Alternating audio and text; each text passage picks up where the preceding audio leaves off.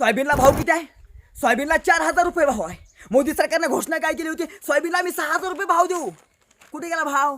तुम्ही घोषणा फक्त माईकवर करताय, भाषणं देताय, पण वास्तवात शेतकऱ्याच्या हातात काहीच पडत नाही. त्या सोलापूर जिल्ह्याच्या बार्शी तालुक्यामध्ये अवकाळी पाऊस पडलाय. किती वाटोळ आहे द्राक्ष पिकाचं. हा, द्राक्षला जपावं लागते लहान बाळासारखं. घरात लेकराला शेतकरी जवळ सांभाळत नाही ना, तेवढं त्या बागाला सांभाळावं लागते. बागाला एवढी त्या शेतकरी बापाला द्राक्ष बागेची काळजी घ्यावी लागते. आणि त्याच्या हातात आलेलं पीक जर अवकाळीनं असं जमीनदोस्त होतंय, हा, तरी तुम्हाला सरकार केव्हा येत नाही? हा, काय वाटतं असलं त्या शेतकरी बापाला? एका एकरामध्ये द्राक्ष बाग पिकवायला 3 ते 4 लाख रुपये खर्च येतो. 1 एकर द्राक्ष पिकवायची म्हटलं तर शेतकरी बापाला 3 ते 4 लाख रुपये खर्च येतोय. हा, अवकाळी पाऊस पडला, भले त्याला आता तुम्ही अनुदान द्याल. किती मिळतो त्याला विमा? हेक्टरी 20 ते 25 हजार रुपये फक्त विमा मिळतो शेतकऱ्याला. फक्त 20 ते 25 हजार रुपये. आणि तात्काळ अवकाळी पाऊस पडल्यावर द्राक्ष बागेचं वाटुळं झाल्यावरती त्या बागेची, त्या शेतकऱ्याची सरकार लवकर दखल घेतं का? माझा मित्र आमचा दिनेश जगताप, आमचे पाहुणे श्रीकांत लंगोटे, ह्यांचे द्राक्ष खाली पडले, घड खाली पडलेत. हा, वर्षभर पिकवलं हो, त्याने कष्ट केलं हो, घाम गाळला हो.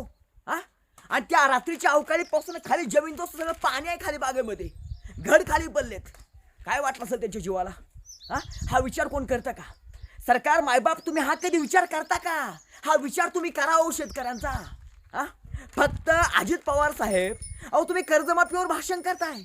हा, मग तुम्ही अवकाळी पाऊस पडल्यावर द्या की भाषण. आता कर्जमाफीवर तुम्ही मानताय ना, शेतकऱ्यांना 3 दिवसामध्ये पीक कर्ज भरा, कर्जमाफी करणं शक्य नाही. मग आता अवकाळी पाऊस पडल्यावर शेतकऱ्याची वाट लागल्यावर त्याला मदत किती करणार? शेतकरी बापाला काय देणार तुम्ही?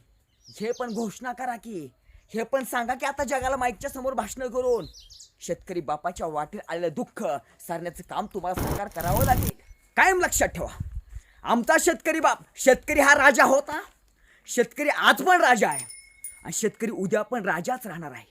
शेतकरी बाप भिकारी नव्हता, कधीच नाही. शेतकरी हा भिकारी कधीच नव्हता. शेतकऱ्याकडे सरकारला सांभाळायची ताकद ही शेतकऱ्याकडे आहे. शेतकरी भिकारी नव्हताच हो. ह्या व्यवस्थेनं, ह्या सरकारनं शेतकऱ्यांना भिकारी केले. नाहीतर उभ्या जगाचा पोशिंदा आमचा शेतकरी बाप आहे.